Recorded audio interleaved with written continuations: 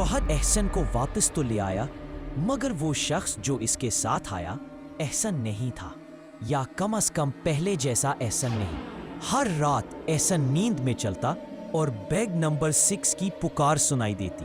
Bed number 6 खाली है, किसी को आना होगा। प्रसरार तब्दीलियां। फहद ने उसकी नकलो हरकत नोट की। आईने में एहसन का अक्स कभी आता कभी नहीं। वो अपने कमरे के कोने में किसी सिदरा से सरगोशी करता और कभी कभार फहद को घूर कर कहता, तुमने दरवाजा खोला था, अब कीमत भी दोगे। एक रात फहद को अपने बिस्तर पर बैठे एहसन ने पकड़ा।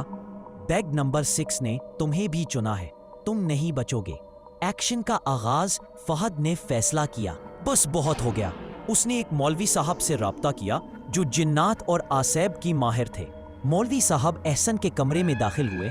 उन्होंने आयतुल कुर्सी पढ़ी, मगर एहसन की आंखें सफेद हो गईं और उसने ऐसी आवाज में कहकहा लगाया जो इंसानों की न थी, तुम्हें लगता है ये कोई रूह है? ये तो खुद एक जिंदा कब्र है। फिर एहसन ने मौलवी साहब को जोर से धक्का दिया, दीवार पर जा लगे और बेहोश हो गए। ये सिर्फ रूह को कैद करने की जगह नहीं थी, बल्कि रूहों को जिंदा जिस्मों में मुंतकिल करने की तजर्बागाह थी। फहद ने अपने घर में कुरानी आयात लिखकर दरो दीवार पर चस्पा की और एहसन को एक दायरे में बिठाकर सूरतुर रहमान की तिलावत की। एहसन ने चीखें मारी और कमरा हिलने लगा। दीवारें खून से सुर्ख हो गईं और नर्स सिदरा की सरगोशी सुनाई दी, बस कर दो या मैं तुम्हें ले जाऊंगी। फहद ने कुरान पाक रखा और कहा, तू ले जा, लेकिन मेरे दोस्त को छोड़ दे। दीवार फट गई, रोशनियों में से सिदरा की रूह निकली और एहसन बेहोश होकर जमीन पर गिर गया। इख्तिताम। एहसन को होश आ गया। वो रो रहा था, मैं ख्वाब में था, सिदरा मुझे अपने बेटे की जगह ले जा रही थी। फहद ने उसे गले लगाया, लेकिन उन्हें क्या मालूम था कि ये बस एक और सिदरा की रूह तो चली गई, मगर अस्पताल की रूह अभी बाकी थी।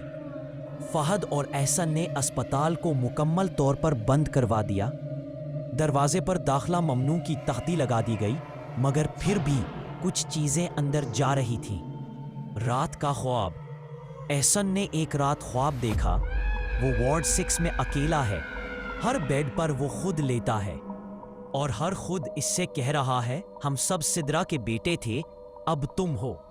फहद को भी ख्वाब आया जिसमें उसका जिस्म बेड 6 पर लेटा है और नर्स सिदरा उसे दवा दे रही है, मगर उस बार दवा नहीं, वो एक स्याह साए की शक्ल में उसके जिस्म में उतर रही है। इसी दौरान लाहौर में अजीब वाकयात शुरू हुए। अस्पतालों में मरीज नीम बेहोश होकर कहने लगे, बेड नंबर 6 मुझे बुला रहा है। एक पुराना नर्सिंग हॉस्टल खुद बखुद जल गया और सीसीटीवी में एक खाकी लिबास में नर्स आती देखी गई जिसका चेहरा जला हुआ था और नाम टैग पर लिखा था एस सिदरा। फहद और एहसन ने लाहौर छोड़ने का फैसला किया, मगर स्टेशन पर एक अनजान लड़की ने एहसन से आकर पूछा, आपका बेड नंबर क्या था? फहद ने मुड़कर देखा, उसके हाथ में वही लॉकेट था जो अस्पताल में मिला था। लड़की ने हंसकर कहा, बस आपको वापस लाना था, अब अगला मरीज तैयार है। ट्रेन की बत्ती बंद हुई, धुआं उठा और दोनों गायब हो गए। इख्तिताम। बेड नंबर 6 बंद तो हो गया, मगर वार्ड नंबर 6 अब खुल चुका है। ये दुनिया बस वही कुछ नहीं जो हमें नजर आता है।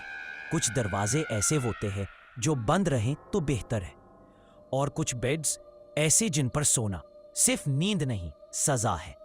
आप कभी अस्पताल जाएं तो सिर्फ एक बात याद रखना, बेड नंबर 6 खाली हो तो वहां ना लेटना, क्योंकि हो सकता है नर्स सिदरा अभी भी वहीं हो, दवा लिए तुम्हारा इंतजार करते हुए। और हाँ, अगर आपको ये कहानी सुनकर जरा सी भी ठंडक या सर में खंती महसूस हुई है तो यकीन करें, ये सिर्फ कहानी नहीं थी।